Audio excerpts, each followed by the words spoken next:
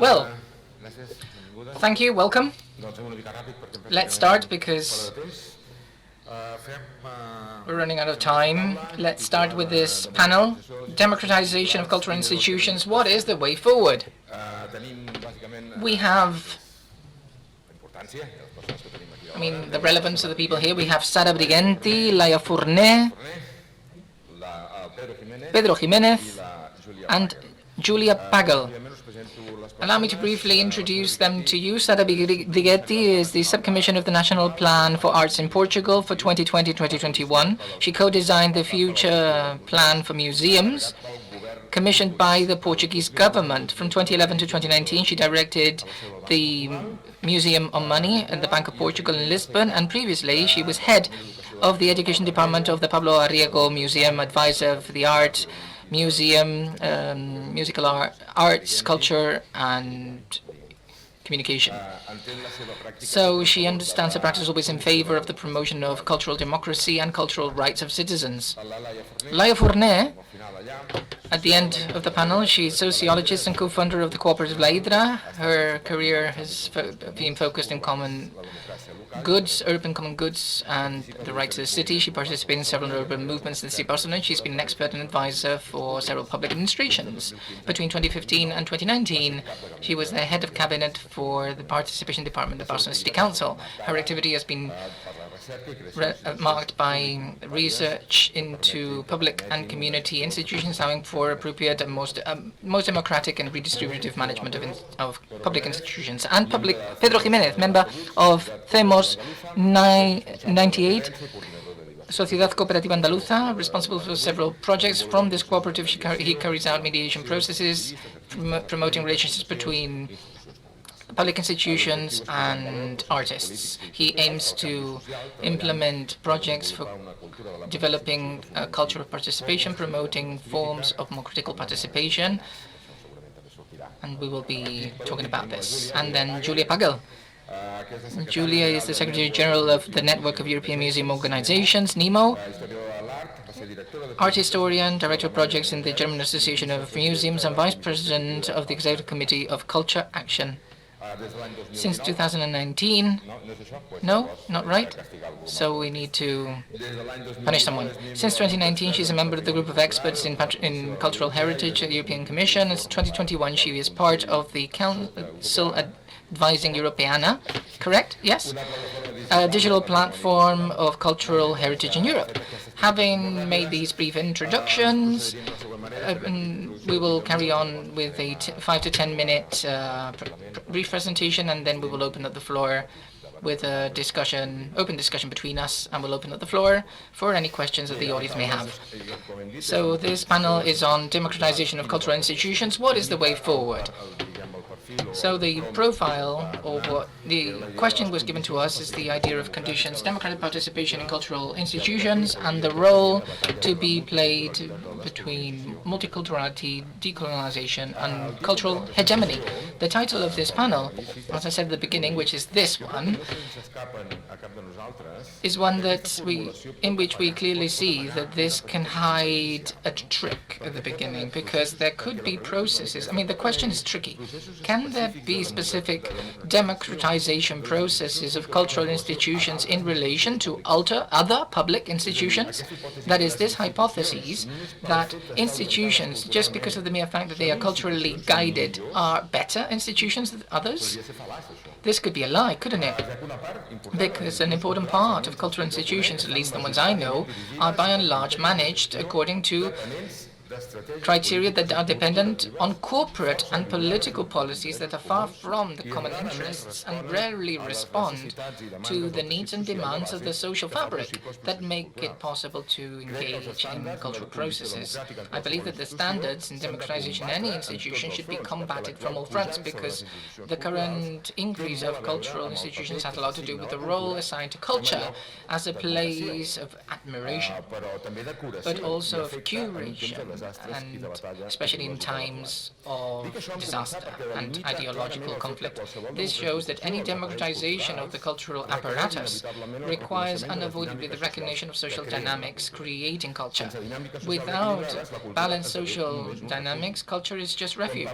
And when we speak of battles between multiculturalism, decolonization, and cultural hegemony, I think we should focus the aspect not as a cultural problem, but as a social problem, from the basis that cultures are mirrors of their own societies. The question would be to see how cultural products and processes can stimulate thought and action in the face of these concerns, and how cultural processes can propose also new forms of governance. So, the first aspect I would like to put on top of the table is management. It must entail open access to processes, audiences, and non-conventional producers, a need for a status of artist to establish labor conditions that are consented between all actors and actresses, an autonomy of the political umbrella, how to prevent the partist and agenda of governments to access the institutions, administrative calendars in accordance with the productive calendars of cultural processes, which are the administrations that are not familiar with. So simply put, they say that things that are not consistent with cultural processes. Then new ways of thinking about sponsorship. When this is a responsibility of commitment in relation, for example, to big corporations. The free of charge access to programs, free access to all cultural programs, budgets. It cannot be that museums have, for instance, the management of museums are charging 120,000 euros, where the artists are only getting the crumbs with 2,000 or 3,000 euros every month, and they make the content of these museums possible.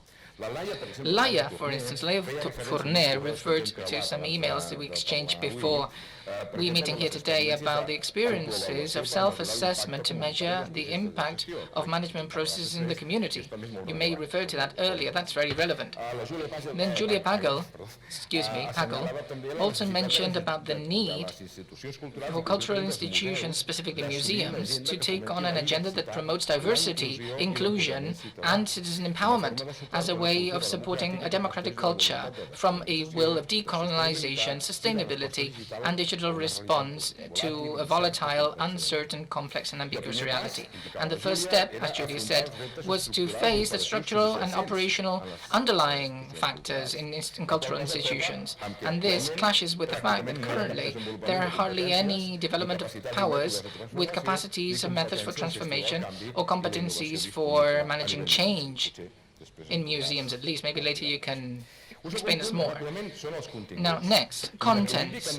That we need a right balance between processes and products, being aware of the memory bonding both labor, sexual, colonial, class memories.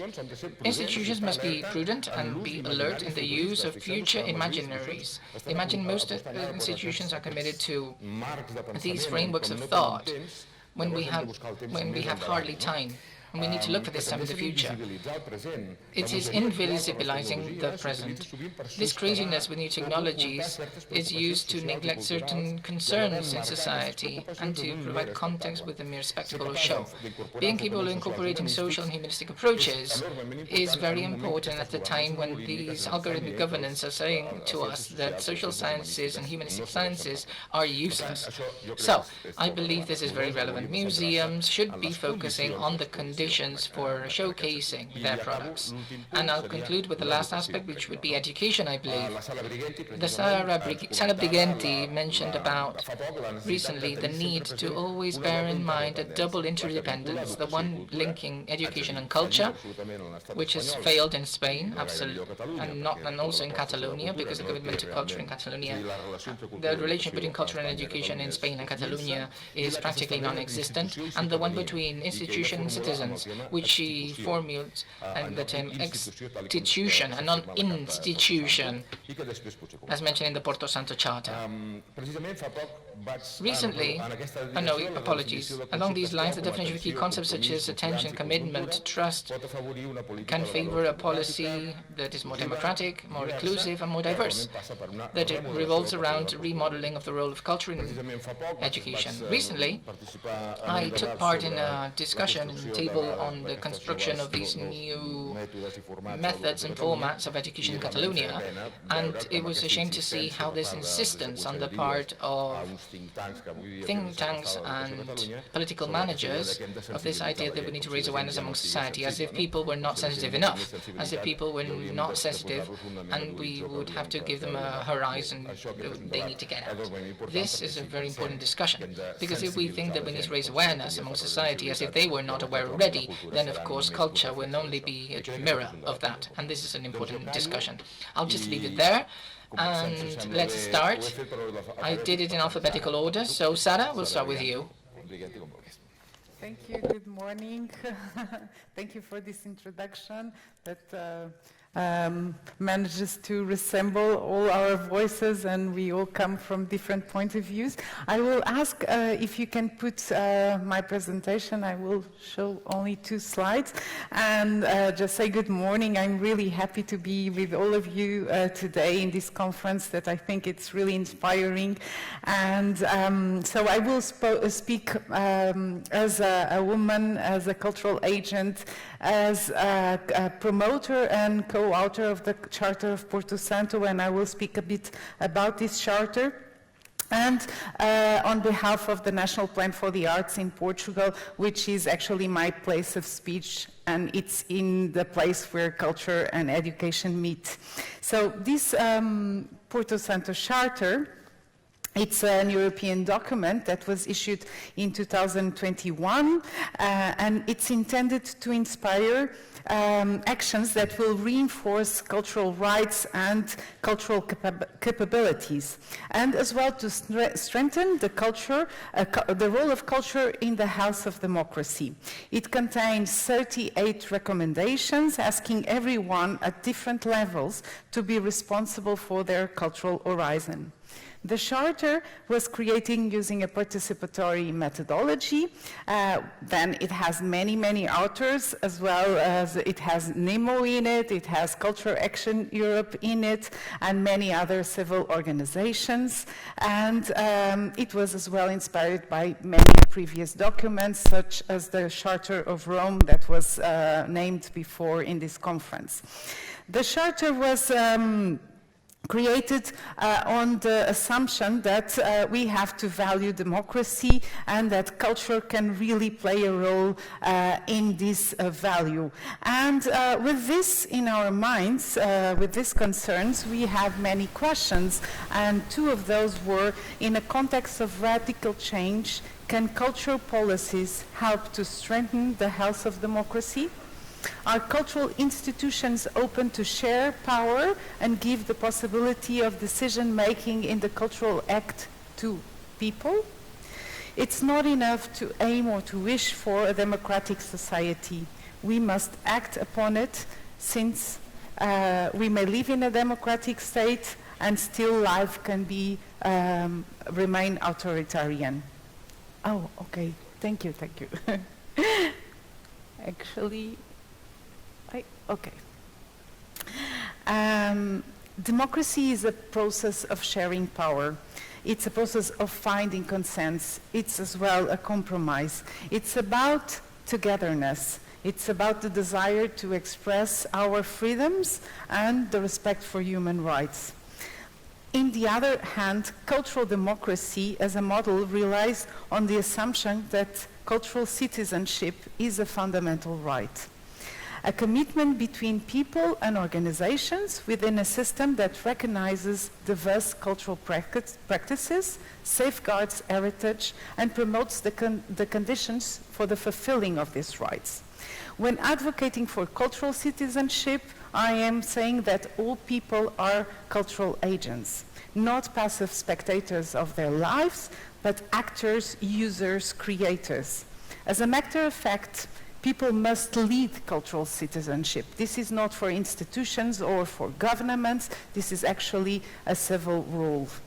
However, we must be conscious that in many circumstances, people are forbidden to enact their rituals or to manifest their cultural expressions. They are as if disempowered of their cultural agency. because of political or social disadvantages. So in this regard, the Porto Santo Charter reminds us, and I will quote, "We must deny all uses of culture as a sign of social distinction, which works as a symbolic violence of a group with power over others, those who feel displaced, excluded, and unrepresented. Institutions, as places with great power, can prevent this." So how can we put this model of cultural democracy into practice? And first, I should say that this is really a matter of power. So by removing power relationships and power relations within the institutions, within the cultural organization, but as well towards the relation to the outside. So no bounds of inferiority should be permitted. On the contrary, there must be a stance of equality between those who propose and those who act. In this regard, as an example, we must be aware of the cost of tickets, the language that is played in the support materials, architecture, design, and even, of course, leadership, different kinds of leadership within the institution. Because these symbolic barriers remain actually the fundamental reason for cultural exclusion. And Jacques Rancière was in the conference that issued the charter, and he said something that for us was very inspiring. He said, "Culture is a way of going beyond oneself and to identify ourselves in others." And indeed, there is a serious threat in living upon a stance of similarity or uniformity. To enhance participation, institutions should instead stop reproducing protocols and looking at each person as unique. They should work closely together and contribute to the fulfilling of the needs and interests of all people that they are working with, and they should pay attention, adapt, be kind, and especially they should listen. Joan Tronto said something that is, for me, very inspiring. She said, "A deficit of care equals a deficit of democracy." And yesterday, Inês Câmara said here in this stage, "Care is a radical act." And in fact, care requires empathy, it requires collaboration, and it requires this idea of otherness, to bear otherness to be bared in all the decision-making, in all the actions that we are providing. Thirdly, I would remember that participation is beyond access, is more than access. It calls actually for human involvement, it calls for mediation and practices of empowerment. This is not about approaching people and asking them to collaborate, it's actually about designing the project together every step of the way. And additionally, about inclusion, inclusion doesn't mean to separate audiences into silos, but to work together, coming together as well with all these differences. Another important issue is to choose relevance when addressing social issues, emergent issues, or conflict issues. The cultural organizations are really becoming more useful to society. When they tackle conflict or difficult subjects, institutions are taking a stand against neutrality. And also important is to leave empty spaces. This means that if you want an institution to be more creative, you need to leave space for things to appear that were not already there or planned. And they need this space to discuss and to act upon. So what we should propose is more than that institution would remove all the obstacles and then create safe spaces for innovative ideas to come. And as well to choose for the long run, to choose to take time, to collaborate more, to share practices, to share failures, and then move forward with this information. The cultural democracy model is a systemic approach about how collectives build common practices. And by investing in long-term projects, institutions take the chance to transform and take the chance to dare to fail. This calls for a rethinking of the evaluation processes, the criteria and the time and the financial resources that creativity and creative formats require. And as well, it asks to prioritize quality indicators over numbers. The results of projects that go on longer circles provide meaning beyond figures and tell stories that support results in a more purposeful and inspirational way. And finally, it's very, I think it's very urgent to increase the strategic links between education and culture, to look at schools and change them towards a model that is more critical and more democratic, that embraces conflict as a pedagogy, that follows transdisciplinary approaches, that poses questions instead of giving the answers, and likewise that opens horizons. Cultural education can be at the core of the curricula, emancipating young people to take part of cultural actions, to create, to enjoy culture, and to safeguard heritage. John Dewey said that democracy must be born anew in any generation, and that education is its midwife. And so we cannot see young people as vessels to fill up with knowledge. We have to see them as flames to be led, and also think that they are the future, but they are already the present. And we must listen to young people now. We must integrate their expressions without distrust as a matter of urgency. And to sum up, and I will finish now, because of this idea of institutions that emerge in conversations to build up the charter, and it was actually Terry Badiak that inspired us with this new word. We need to imagine these institutions as beacons that reach out, build new territories, hospitality, kindness, and networks.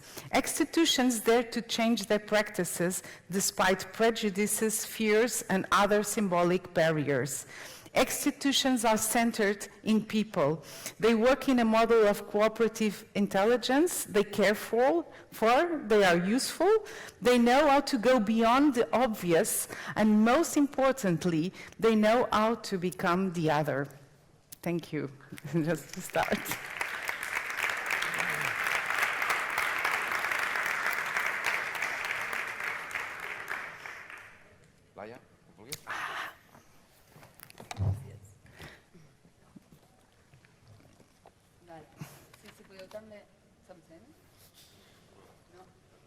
Hola. Bon dia. Sí, ara sí. Val, Okay, can you hear me now? Yes. So, okay, my presentation. Good morning. Thank you. Thanks to the panel, and thank you for having invited me to be here today. We've had a bit of an introduction already, but I would like to tell you about where I'm coming from in what I say. It's true, I'm not from the cultural sector. I've never worked in the cultural sector, so I feel a bit of an intruder here, even though I'm delighted to be here and appreciate the invitation. It's also true that here on the stage, I'm here on the stage to offset. I mean, you know, I was here with Nacho Vegas in 2015.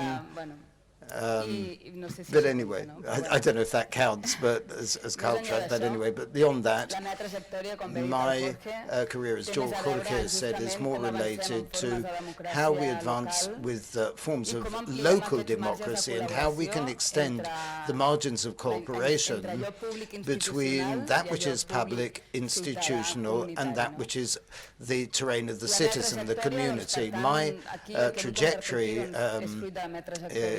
and what I'm going to talk to you about comes from my professional and political background through the cooperative where I work era, and also from the different spaces I've worked in and the different movements I've been involved with, and my experience in the local administration and specifically in the Department of Participation. What I'm going to say is very much related to what the others have said here, and that is my experience of what we call the community balance. I don't know if you know it. It's a self-assessment tool, which what it does is it measures the impact and the public value generated by community-managed projects using indicators which indeed flee from these criteria of efficiency, economy, and so on and so forth. The balance, as we call it, is the fruit of a collective process which grew out of community management experiences, basically related to the management of local cultural facilities here in Barcelona, which was done in cooperation with Barcelona City Hall within the framework of a public policy, which is the program on citizen heritage. But prior to sharing this experience, I would rather like to set the scene of where it came from and talk to you a little bit about its roots.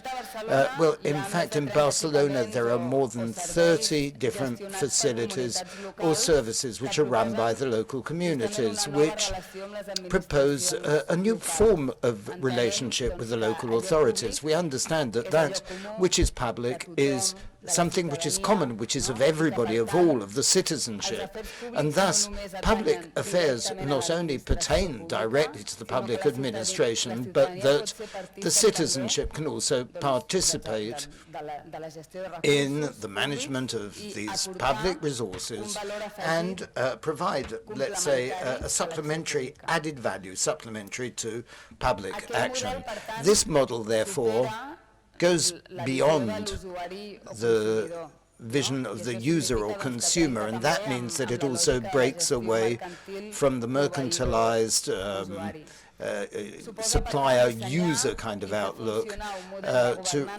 It uses a model of governance which promotes open participation, setting up democratic participative systems of the reach of all, also in line with the rules of accountability with the community, and which define different levels of involvement and participation. Thus, with this model, the goal is not so much to guarantee the individual right to access to the consumption of culture, but guarantees the collective right to access culture, to cultural rights.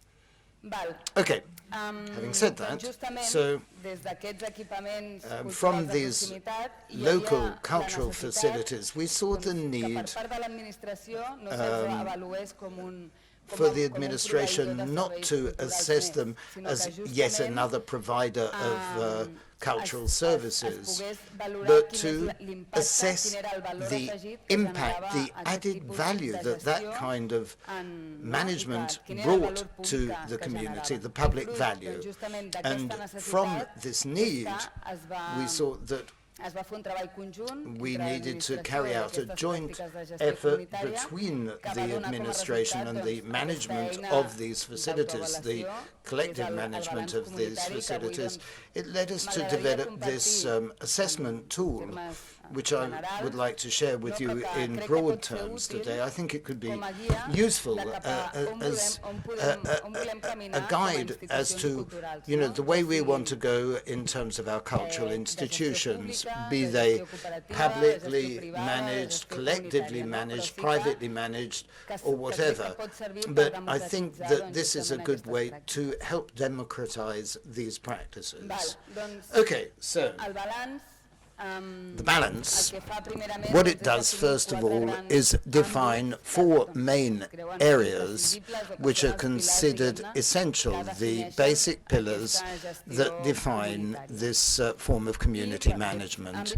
And these areas are the ones you can see on the screen: routing to the territory, social impact and return, also governance and participation, and lastly, a commitment to the care of individuals and processes.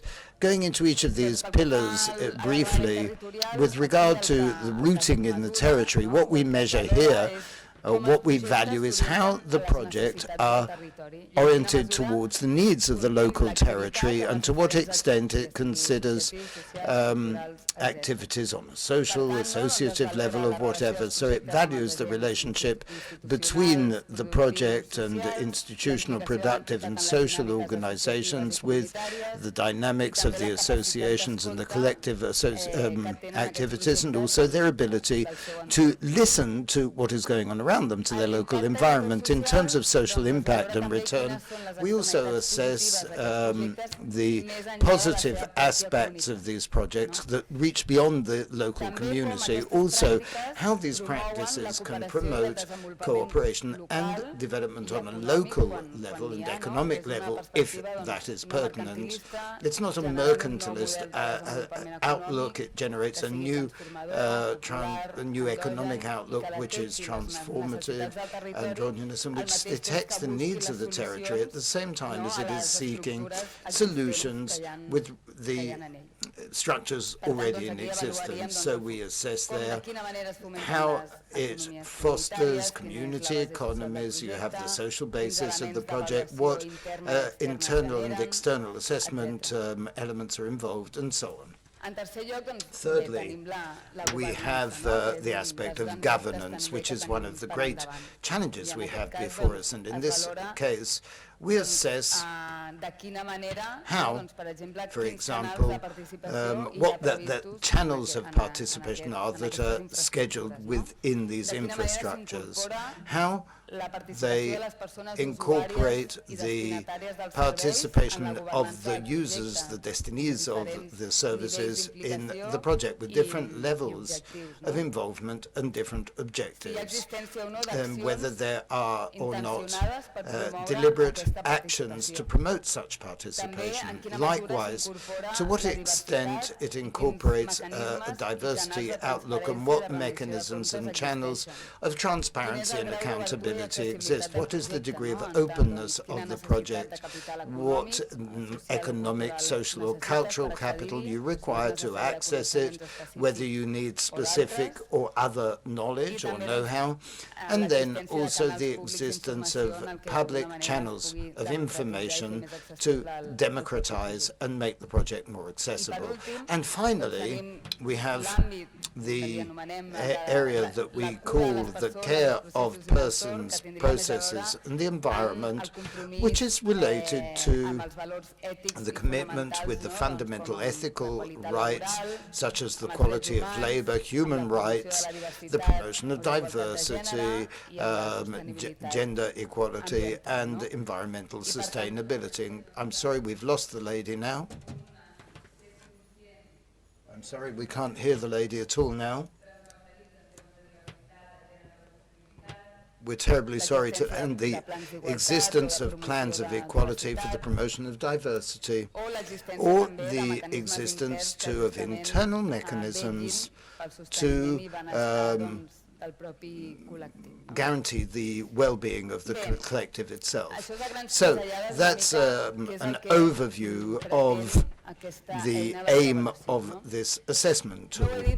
I didn't say it, but this self-assessment tool is not aimed at pointing the finger at anybody or fiscalizing anybody. It is a collective commitment with regard to the way we want to go, and it's also a process of self-criticism and transparency. At present, this tool is materially an IT tool which is based on a series of items, different questions that are answered by the organizations, and which provide results such as what we can see on the screen, palpable, quantitative results that help explain how these projects can be assessed by different diverse outlooks. It's a tool which also involves co-governance. It's a tool used by City Hall, but also by the projects for self-assessment, and thus,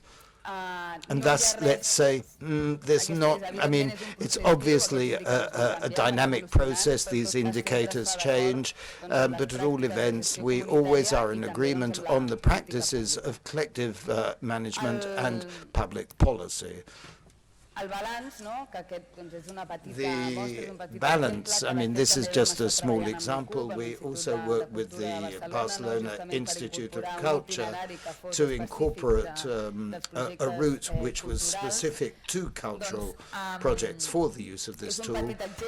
It's just a small example which I believe could be of use and which serves to hold up a mirror to establish a consensus as to the way we cultural institutions wish to go. And in fact, there are cultural institutions which are, for example, directly managed by the municipality, not by citizens, who are also working as community facilities. We have, for example, the Bon Pastor Library, which is a good example of this. Okay, quite simply then, that was my contribution to help open up a space for thought and reflection with regard to this. Thank you very much for your attention.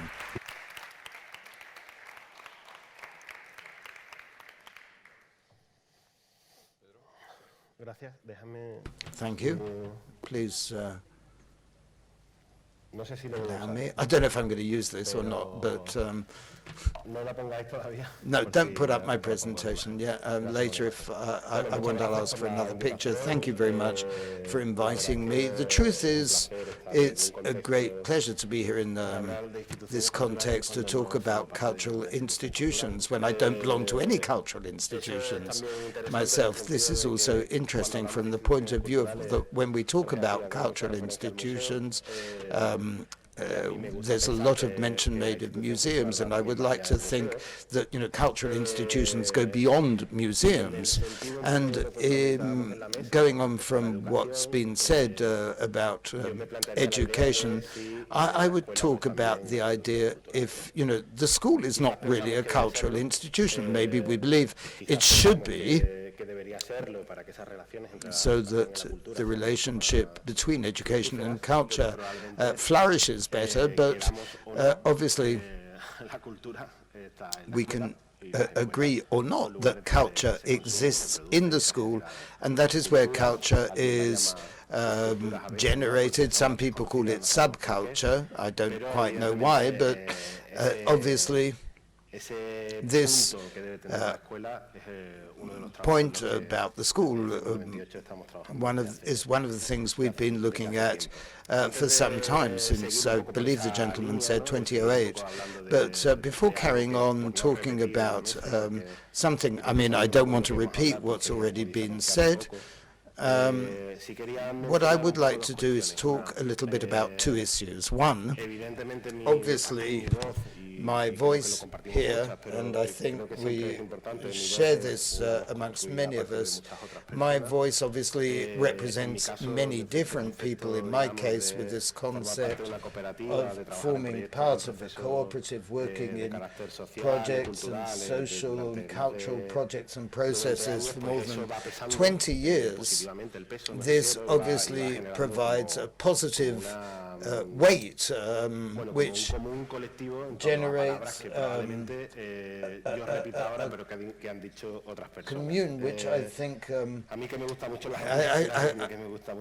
I really like the construction, the battle that there is, the struggle for free culture. I'm not going to quote all of the things that are going on because there are many, but I will probably say things that other people have said before me.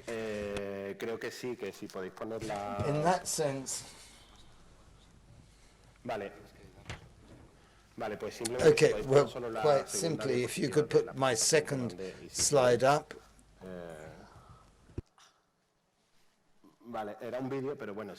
It's a video, but the picture is okay as well.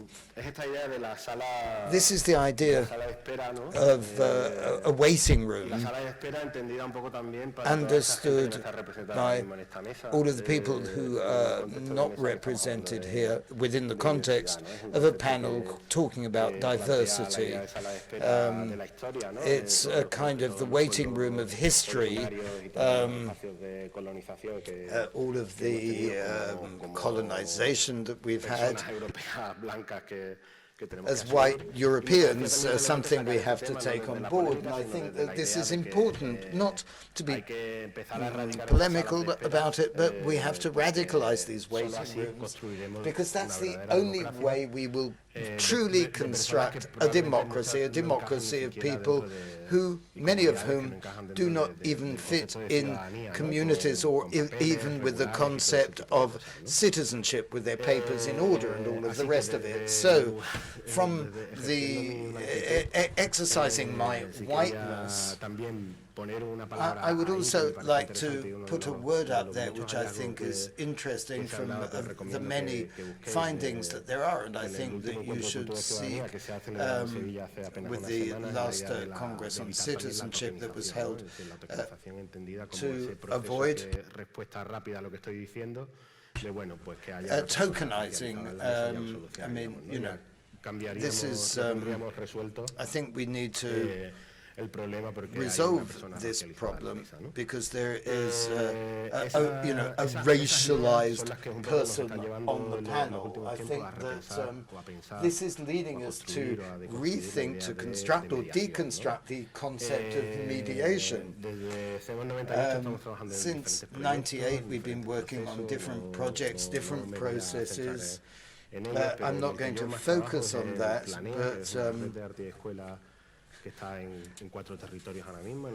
we are working in 4 different territories, Andalusia, Madrid, La Rioja, and we've got the idea, the concept of a school in which the future, and this is a word that came up yesterday, the future generating problems, which I think invades the concept that, you know, today there's nothing we can do. I think it's important to work from day to day. Schools are and have suffered very tough processes with regard to elemental issues such as mental health. And also this idea, if it's not the school that produces this sense of presence in a change of exercising a degree of radicality, then it'll be done by others. It'll be done by Netflix, or Twitter. Well, Twitter's up the spout, so anyway.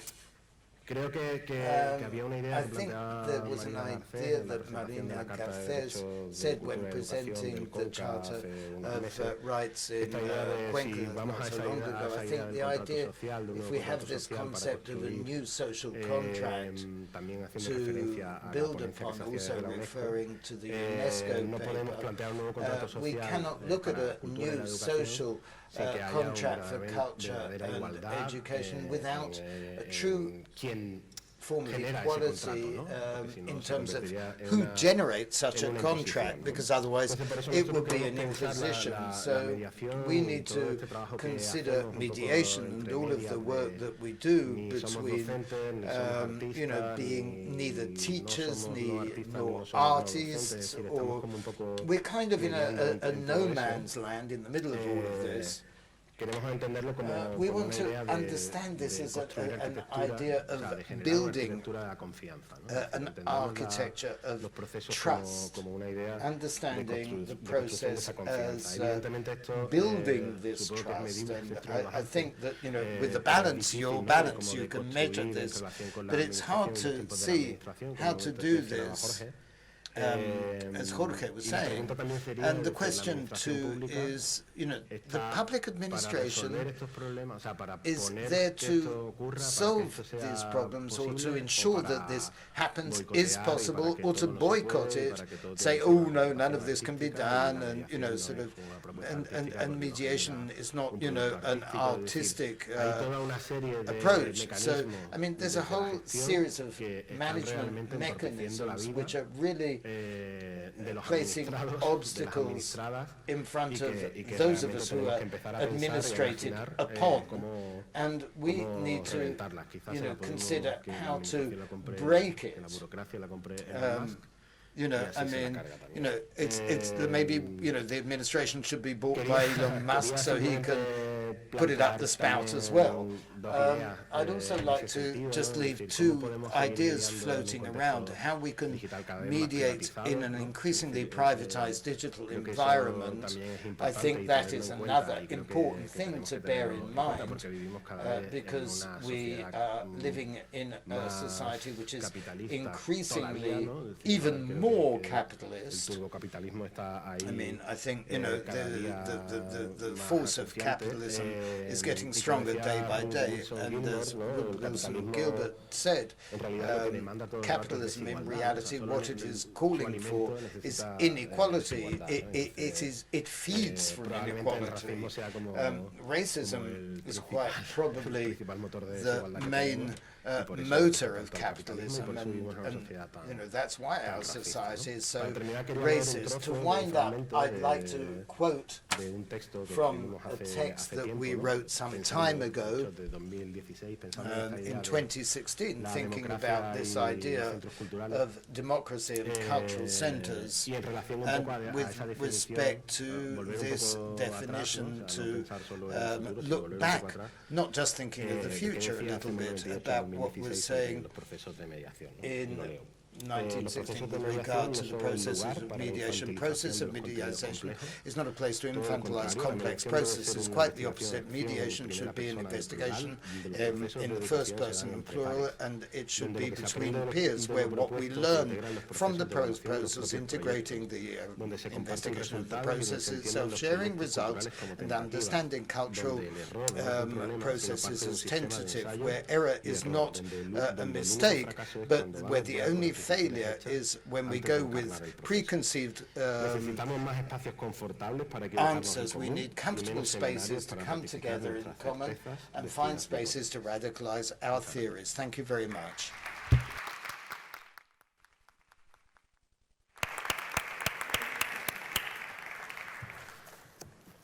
Hello, everybody. Can you hear me well? Cool. So, until the presentation is up, who of you has been to a museum in this year? Hands up? That is good. Way more than the average. Very nice.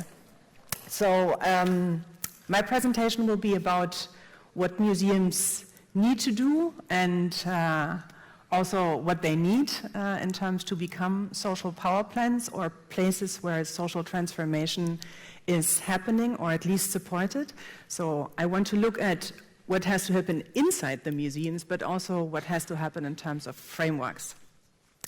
But I want to start at the beginning, ground zero. So museums, large cultural infrastructures, historic infrastructures, who normally should support, they say they do, and in theory they should, support people understanding society and the places around them.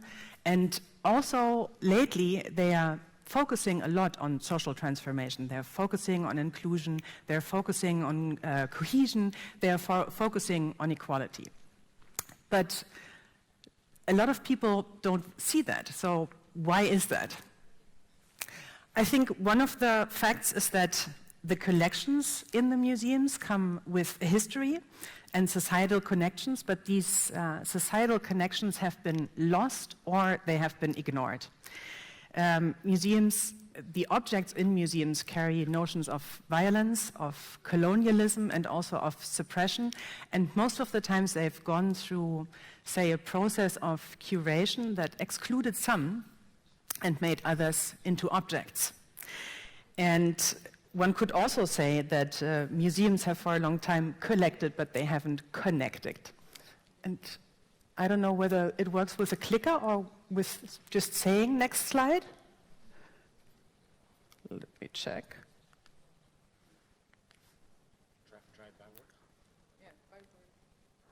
No? Hello. Well, anyways, next slide, whenever that's possible. Anyways, so reconnection. Yay! So if you can go to the slide, just, yes, this is it. So reconnection, collaboration, conversation with the community and the public is essential to gain that public trust back. And this is a participatory process, and this includes dealing with really complex questions such as how do museums organize this democratic, transparent, equal process of interaction with a community that's living and that's fluid and that has their own histories and also their own agendas. So Charles Escher, museum director of the Van Abbe Museum in the Netherlands, called this, and that's the title of the presentation, museums becoming social power plants. So the idea is to transform the museum into a social power plant where visitors become users and where collective transformative energy is created to use it in the reality, in the real world outside, because this is what museums a lot of time forget. Yes, you could also say that we want to make museums about somebody or maybe for somebody and less about something, which doesn't mean that the collections themselves are not important anymore. It just means that they're being considered more from the perspective of the community. Now if you look at, or let me start differently. If you approach this challenge, you have two ways of looking at that. One is about creating the frameworks for museums to do that, to be more relevant to communities. And that is a lot about having the authority to decide what to do, to decide whether you want to do other things, to decide whether you want to use a green energy supplier. And let's be honest, 80% of the museums in Europe are public authorities, and they can't decide whether they want a green energy supplier or not. And on the other hand, there are the internal processes in the museums, and I think we've heard a lot about that, which some of us know as organized irresponsibility, with consequences as high degrees of bureaucracy, institutional risk avoidance, and little engagement in general.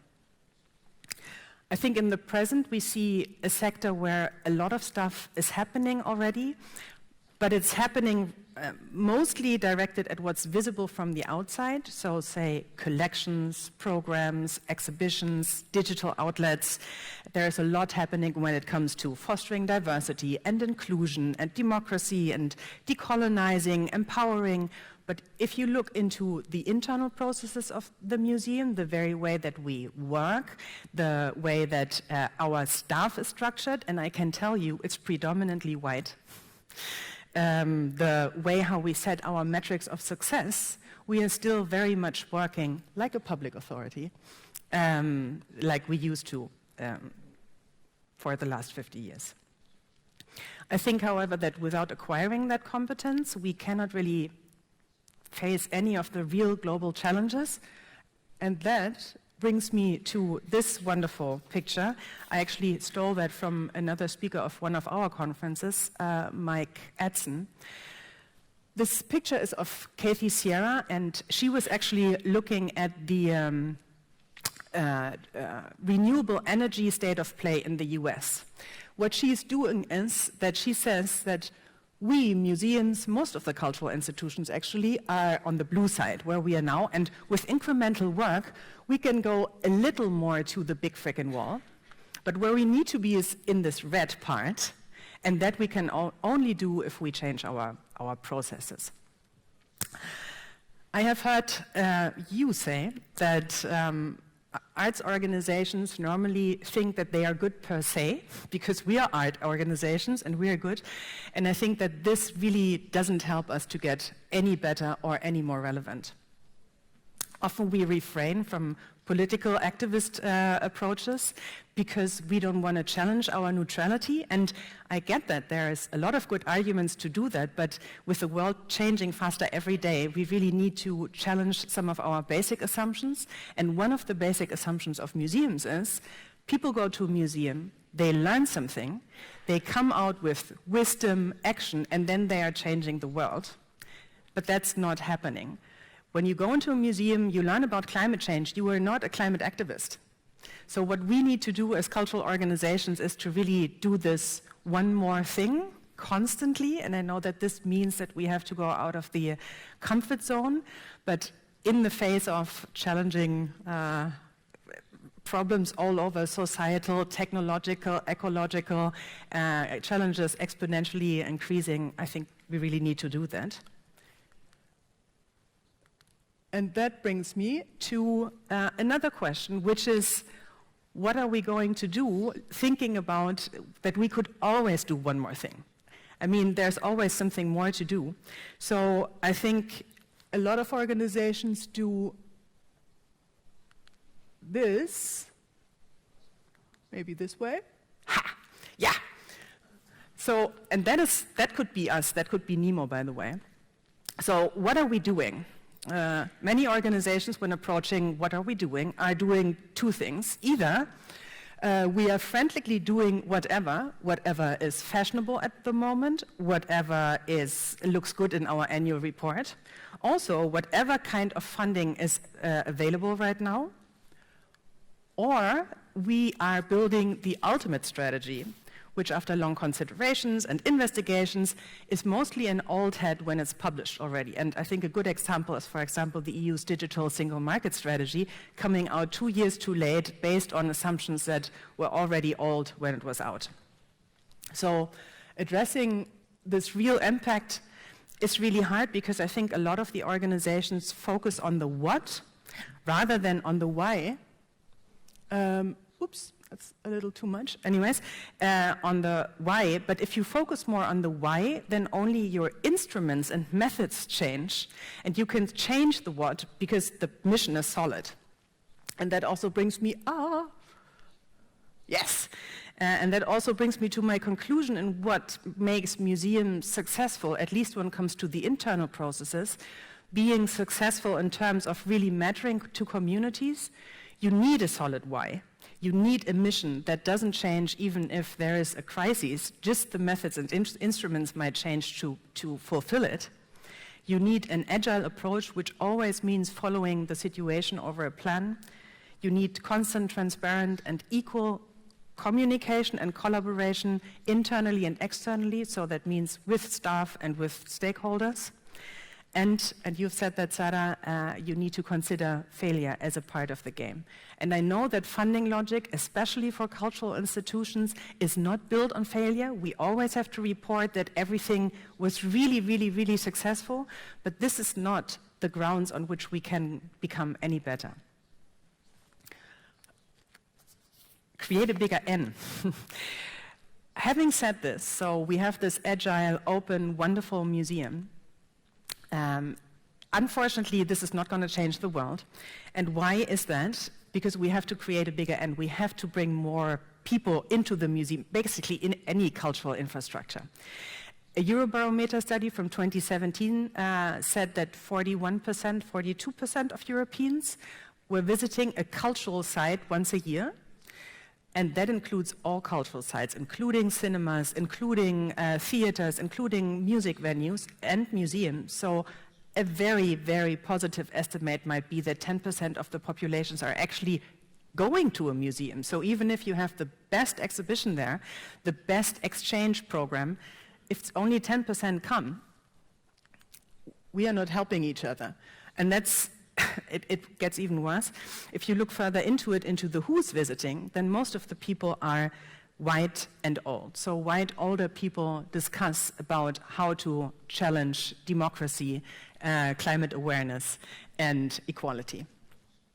So if we want to change that, we really need to radically change the approach of the museum.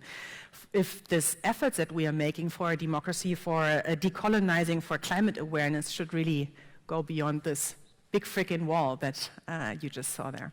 Thank you.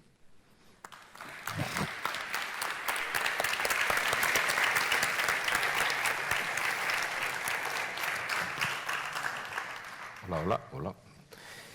Moltes gràcies per ajustar-vos. Thank you for using the time you had assigned. I don't know whether now we'll start with the back and forth with any urgent topics, any things that you would like to urgently mention. Otherwise, I will just go at it. Many things have been mentioned, many of them interesting. Let me just focus on one first. Maybe we can discuss it all together. This is something that Sara and not you, Diego, but Pedro mentioned. How can we achieve full cultural citizenship when full social and economic citizenship is so precarious? How can we solve this paradox? This is key, right? This is crucial for the democratization of culture, isn't it? I introduced this notion. I don't think I did it very well. I mentioned the school as a cultural space, a forum, precisely because of this 10% figure. You know that schools are places where there is much more representation, where there is much more diversity. Obviously, it's stratified because of the various neighborhoods, condition, postcode, etc.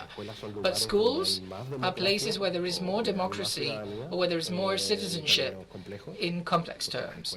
Because schools host people without papers, they host people because of the system. They accept diversity more than museums do, or concert halls, or theaters. It's not like that nice guy or the good friend of cultural institutions, but what we need to do is start building relationships that would be much more virtuous between schools and cultural institutions. This would be my proposal, based on the question that you posed. I think you said as well something that is quite relevant, is to think of social problems really as cultural problems.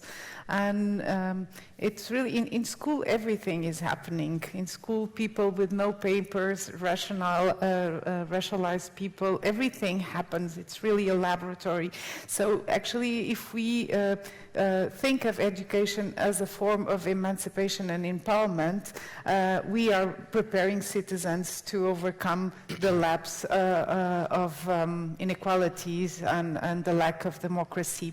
And I have to say that we are trying to do that in Portugal in actions, actually, with this National Plan for the Arts, and which I must say I'm quite proud of, because we are making a revolution in schools, because we are working and learning with people. We don't come with a methodology, we don't come with answers, we just lay the tent there and ask people, what is the problem here? What do you want to raise?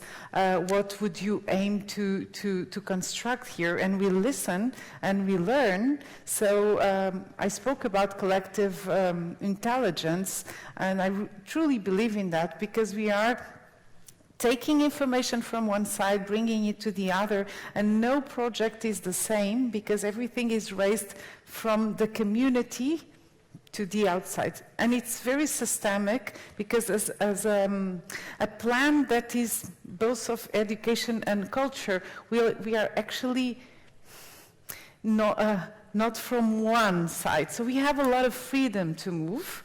And like this, we can come from the school to the museum, from the civic center to the school, from the library to the civic center. And actually what we do is to work in the middle of all these institutions, but our most important constituents are people, our teachers, are the students, all the parents, so namely all the education community. And by building all these bridges, we are really changing. The problem is mostly when the problems stay inside the capsule of one sector. And yesterday it was spoken here, something that I truly believe can be the change, which is a perspective approach in every problem. So you won't solve problems in education if you don't call all the other sciences to come and have a saying in this. And what you said, Pedro, for us is as well very important. It's to transform schools into cultural poles, and as well cultural poles in education territories. And this is kind of our motto. And I must say that we are now in the third year of this the implementation of this plan, and we are already making changes, and there is a lot of activism in school more than it was before, because we just say, you can do it. We will help you.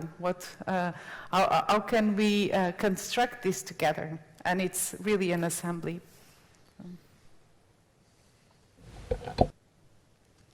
Some intervention? No? Okay. Sigo preguntando. Okay, I'll carry on asking then. I think you mentioned in several of your presentations, Laia, yours, and Julia, and also with you, you mentioned that collective access to culture is important. But let me compare this with the cultural industry. The cultural industry aims to privatizing emotions to justify the individual mercantilization of these. Here we have a vast, a powerful cultural industry that is not very interested in collective access in the form of a collective discussion or debate in access to culture. So we have a complex border. How do you see things? And by cultural industry, I'm referring to the private sector, the big players, the ones who actually make the decisions after all. What must public institutions do to try to put a stop to this, to find a different way? You want to go first? Okay.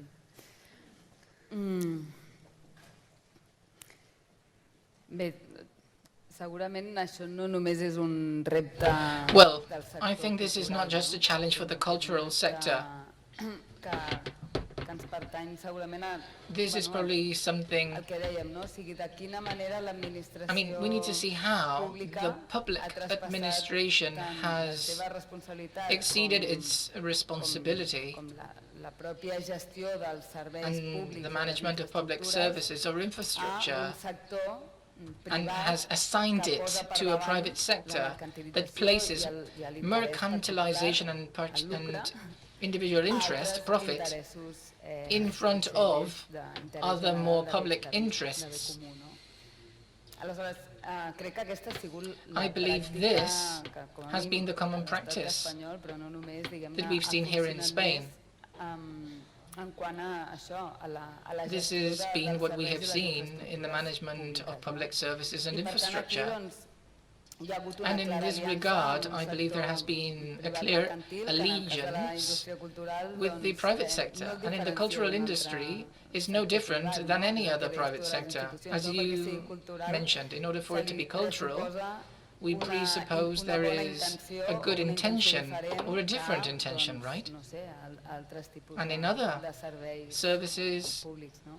in other I crec que public aquest és un dels services, grans reptes que tenim that's not there. com a- And this is com a one of the societat, challenges que that we és have as a de society. quina manera, In what way diguem-ne, fem noves can we aliances o entenem de manera generate diferent, new diguem-ne, alliances? How can we aquesta understand gestió this col·lectiva collective de management of recursos, resources finalment, differently? són col·lectius i After que all, el que these ha are de primar collective en la resources, gestió right? d'aquest servei And the no priority és in the management of services should l'eficiència not be o l'interès efficiency particular, or sinó private justament, interests, but doncs, rather un interès general que the no general sigui el interest, lucre not ni- profit, ni not per la privatització, privatization. que incorpori, doncs, això, And this should transparència per incorporate començar, però principles of després, doncs, altres transparency processos d'obertura and other d'aquestes processes of infraestructures opening que són up these capaços de, infrastructure, incloure la participació, including la participation, connexió roots in the amb territory, les cooperation institucions with other institutions i altres agents and other stakeholders locals, etc. No? in the local area. I think for me, I rather see an opportunity there, I have to say. I mean, many of you have probably heard about this term, which is mostly like a US thing, the war on public spaces. So public spaces being decreased and decreased, so people have no place to meet and exchange other than, say, in a mall or so. So I think cultural institutions are actually taking this space where people can meet and where you find this accessibility. Now there is a second question about how we can make people feel that they are welcomed in these areas, and I think that starts with, for example, reflecting inside cultural institutions, specifically museums, what's outside. So whatever kind of community is outside should also be inside working for the museum, and that is one of the biggest problems, I think. And you have to kind of put your testing grounds into the community and really ask what's relevant for you, and that needs to be reflected in what the museum does. And to me, to be honest, I don't really have the feeling that a lot of cultural institutions, but maybe I'm coming too much from the museum sector, which is very much built on public institution, how do you say that, columns. I don't see so much privatization going on there. I think we have a different problem. We have a problem that we are working with structures that are medieval almost. And we cannot respond to a society that is in change, that has past, present, and the future in itself, sometimes all coming together in one museum. We just don't know how to work there. I think that this is more our challenge.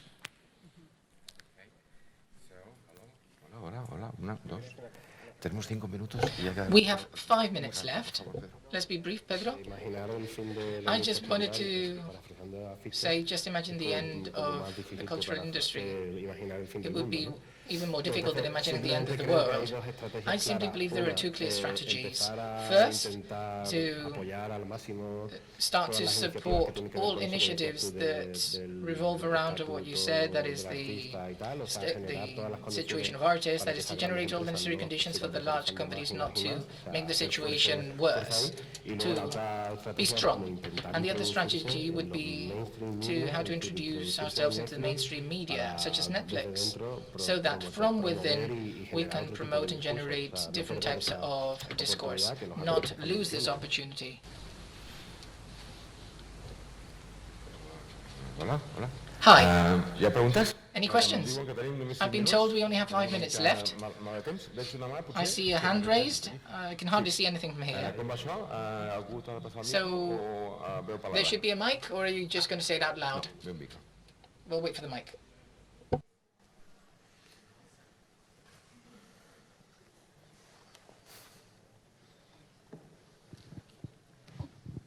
Thank you. I don't want to sound too provocative, but I think it will be okay because you kind of said everything just right now. I'm thinking that in my neighborhood, the places where I've seen the most multicultural interactions and a sense of coming together and speaking about conflicts and things that go well and everything is not museums or cultural center or everything. It's the bar and the football stadium. So I'm wondering what you said, how can I invert the question and ask how can I make my museum be interested in what happens at the bar and at the football stadium? Is it possible to make that connection? And I want to say that the big wall that I've seen is that public experts, are usually recognized because they bring to that conversation the notion of what is good, what is beautiful, what is valuable. And when we start the conversation about what is valuable in football in that cultural sense, they feel probably, I don't know, depreciated or threatened by that sense of opening the conversations of value in a democratic way. I try to to say to them, you have a role in that conversation. Maybe it's not an expert role about what is good and what is important in life for everyone else, but a technical view on different subjects and everything. But I understand that it feels very dangerous conversation right now, because when we say art, when we say culture, there is the market, there is the pandemic, there is no money, and everyone feels in danger. So how can we open that conversation without making the experts feel threatened by the democracy? I don't know. Difficult question, maybe, I don't know. Thank you. Well, if I may, I think experts should be challenged, to be honest. I think they should be afraid, because it means that you have to lose some of your authority. I mean, if we should be relevant for communities, then it should be communities that give meaning to what cultural institutions, or as you were saying, museums do. And that means, and that actually happens quite often already, but it's just too many museums, and there is only a handful that do this job really well, inviting communities to look at the objects and tell their story about the objects. There is no expert that is saying, this is what's happening, what's the story of that object was. So that's great, but it's just starting. And what happens is that most of the time there is a framework around a museum that really disallows museums to do that. So there are many voices, but it's a very hierarchical institutions, and that is changing already, but we are slow in that. So I think it would be great not to lose faith in it, but I completely see that there is a very high ambition, and what's happening in reality is really only punctually to be seen across Europe and probably the globe. And maybe just to say one more thing, the founder of the NEMO network, he told me at some point, Julia, it's all about people. And I was like, we are talking, this is a network of institutions and organizations, why are you talking about people? But now, being in this network for a very long time, I realized that it's really about every one of them. So you have to make, unfortunately, the very hard exercise to go to each one of the people and talk to them in order to connect and really give this meaning. So we cannot go around this, and this will just take time, and it will also take a lot of our energies. But I think we are at the point to realize if we are not relevant for communities, we are not relevant in the future. Any other question? Cap altra pregunta? Perquè anem just des de temps, però si algú s'anima. We're a bit short of time, but if anyone wants to, yeah? Can we get the micro, please, here? Oh, there, okay. Hola. Hi. Vale, al principio de la tabla, Well, at the beginning of the panel, you started talking de que la about diversidad the cultural fact podría that llegar a ser un cultural problema para la diversity cultura. could be a problem for culture.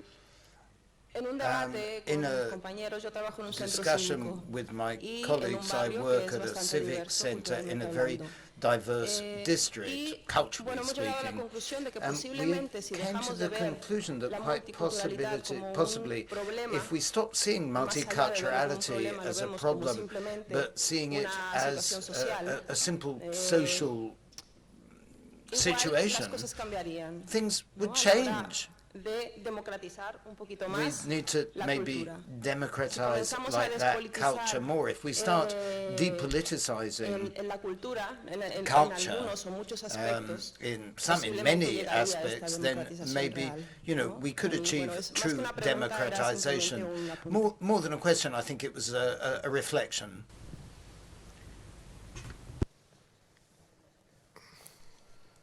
Aquí, sisplau. Over here, please.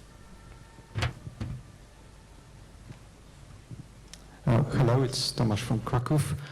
I think first I'd like to thank you, to all of you, for your reflection. And I think that you are from different parts of culture sectors, so that's why sometimes we had an impression that it's talking from your own circle, which is fine. It's just actually that sometimes it's difficult to find the cross-checked kind of intuitions. But what was said here at the end, that actually there are common factors, something like being relevant actually goes across all of the different paths that actually we share dealing with culture. But I've got a very specific question, I think to Laia, about the evaluation tool, because we are facing challenges in terms of how to evaluate what we do in culture sector.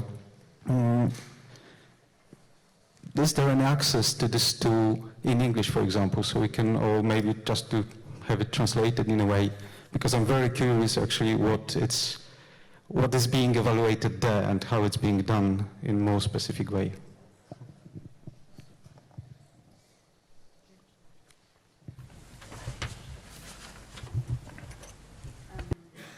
Bueno, como decía, un poco es una herramienta Well, as I said viva. before, it's a dynamic tool. Why am I speaking in Castilian Spanish now?